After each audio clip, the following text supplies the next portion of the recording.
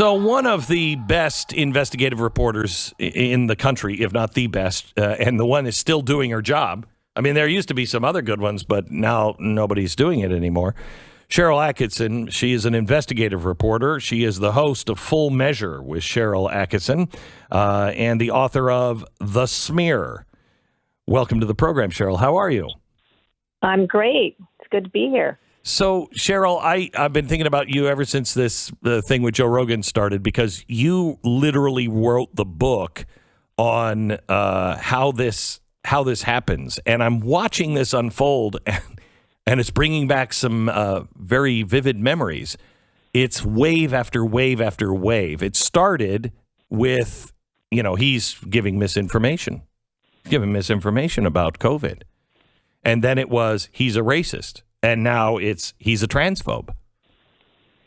How does this end? It's by the playbook. In my book, The Smear, where I dissected what was done to you, what was done to Don Imus. Actually, I would say the Joe Rogan plan looks almost exactly like what Media Matters and the left propagandists there and the interests behind them, what they did to Don Imus, if you remember. Mm-hmm. And it's when they find an enemy of whatever they're advocating or their money interests don't want discussed or exposed, they find other reasons to smear the person and try to remove them. And I talked about, well, what's the difference between a smear and just telling the truth? Because Joe Rogan acknowledges he said some objectionable things that are very hard to hear today. Well, I described that in The Smear, and there is a line that explains this.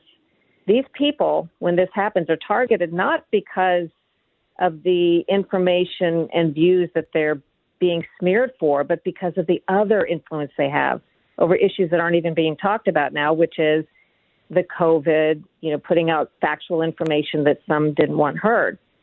And I think Rogan was clearly targeted because he had large followings that showed ordinary people, not fringe or alone when they're thinking of certain thoughts and views or reading certain scientific studies. So do you think it really is just that? Or is it they can't tolerate someone who won't bow to them? They got to take him out.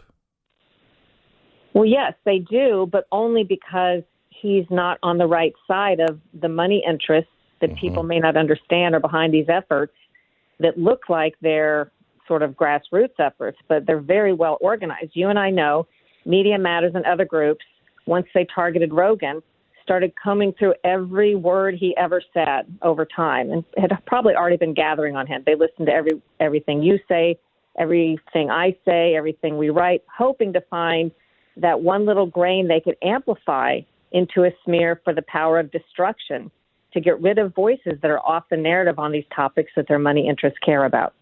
So when they did this to me or my good friend Don Imus, God rest his soul, I forgot he's not in heaven. Anyway, when they did it to us, it was new to the American people. And they, you'd be like, no, these people are financing this. And a lot of people are like, yeah, right. And it was kind of a conspiracy theory. Now everyone knows.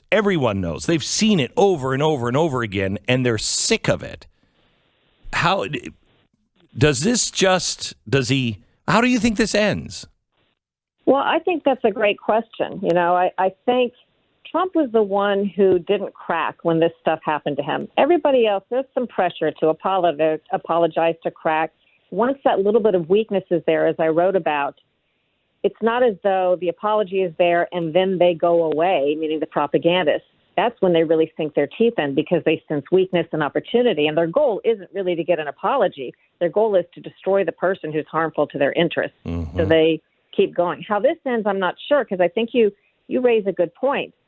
Have they gone too far? People now recognize this. When they're going after, I use the example, when everybody's anti-vaccine, and people know they're not, but when they're all called that, when everybody's called racist and people know they're not, and when Joe Rogan, who's not a radical conservative or giving misinformation, and his listeners know that, when he's accused of that, it starts making people go, aha. So they think something's going on and it's less effective. Maybe they've overplayed their hand by broadening the net of the people that they attack. and getting more and more bold. But I think that's a sign on their part of the propagandists of desperation, because people like Joe Rogan are very effective in piercing the narratives, often the false narratives that they have, they make sure is all over the media. I've been saying this for, last couple of months. I've had increased hope that things are going to turn because people seem to be waking up, and not just the ones that were maybe asleep or, weren't active on, the more conservative side of the spectrum. But Democrats, not leftists, but Democrats. Democrats are starting to say, I don't want any of this stuff. This is ridiculous. And I sense that there is a change in our society because everything's accelerating so rapidly that it's easy to see now. Right. And I think, yes, have they overplayed their hand several years ago? And I liken it to, everybody says the pendulum swings. Well, the organized efforts and the well-funded efforts, they've dominated since about the 2016 time period in a big way.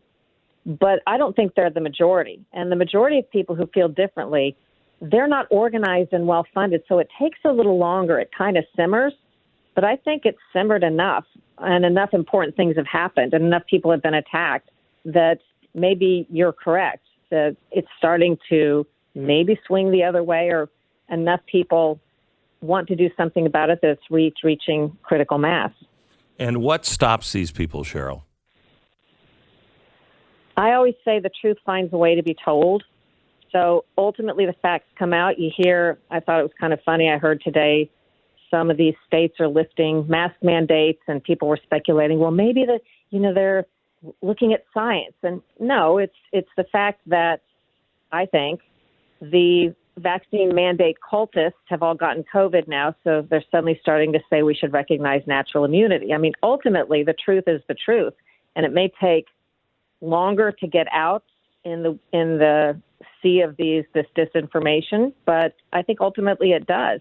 And you find that people can find facts and good information as much as others try to hide it from them. It may not be easy, but people naturally seek it. And so I think that's how it ends. The best advice I give, Glenn, that I think some people have actually taken, every time someone says, online or trying to there, that you shouldn't see, hear, or read something, that should make you go look at it, listen to it, or read it. And that's how you defeat the cancel and the propagandists. When you say, when you're censoring something, that means it's important. Doesn't mean it's necessarily true, but it might be true, and you should go investigate it. And that pretty much makes their strategy or tactic moot. Yeah, I think that's exactly what's happening too. Is they are so freaked out because they're becoming reckless and so overt.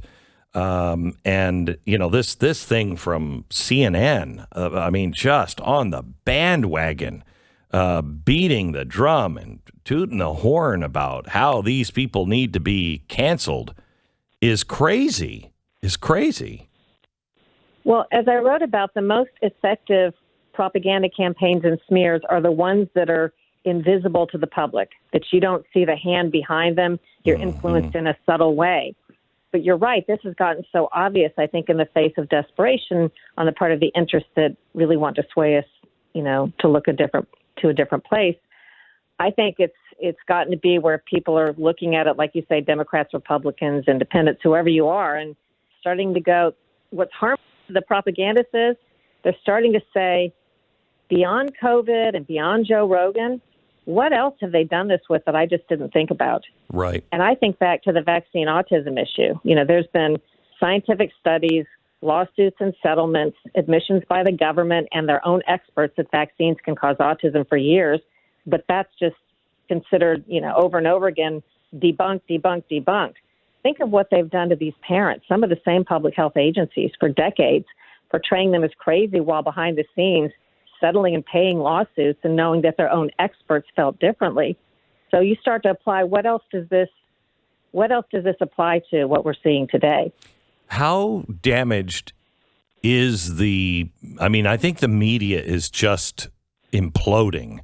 And unfortunately, the government credibility has imploded. And now science and medicine is imploding. I mean, that's not a recipe for a healthy country in any way, shape, or form.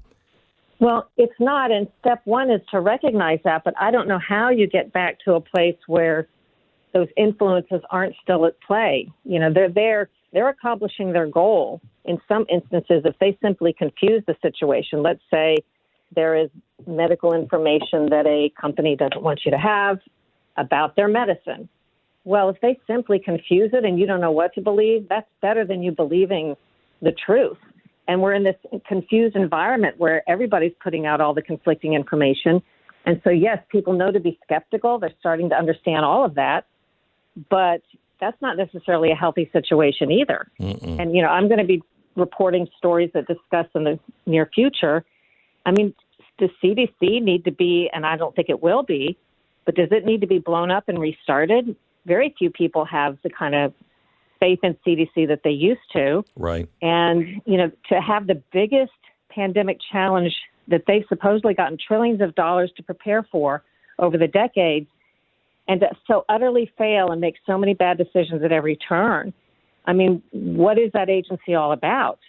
And, you know, I still look at the fact that of all the things we know that have gone wrong, the same people are still in charge. They haven't even made it. I'm not saying punish and imprison these experts that were wrong. Someone else can decide all of that stuff. But these people are so wrong, and we're still listening to them. I mean, that's just stunning to me. And it's like that in almost every department. I mean, I've said to President Trump in an interview recently, if you're going to run again, you're going to have to clean house. I mean, everywhere, top to bottom, and you're going to need the House and the Senate to go along with you.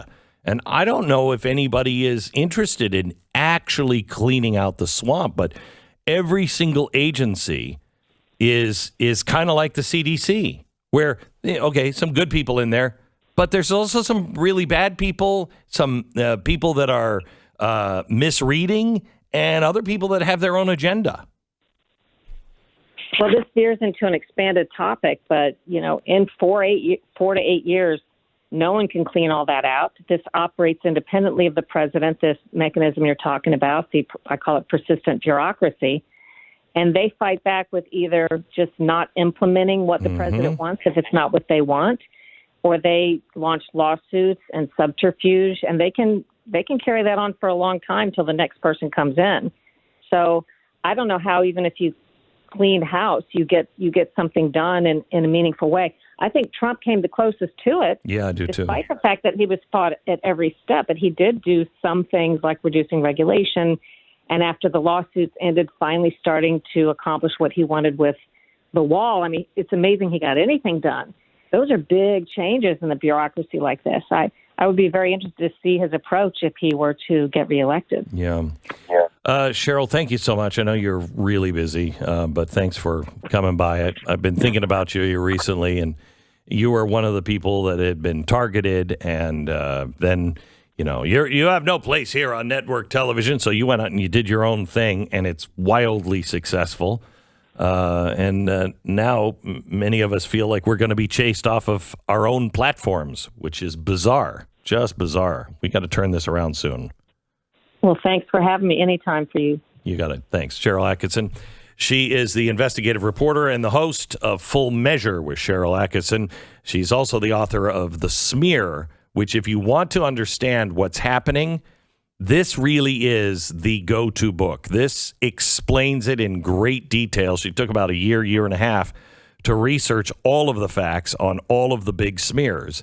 And she explains, and you will understand, and you'll be able to watch the pattern.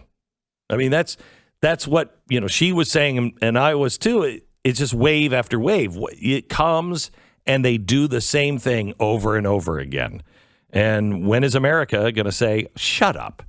Just shut up. You don't like it, don't listen. And I'm not listening to you because this is all, what did Nancy Pelosi call it? AstroTurf. This is all AstroTurf.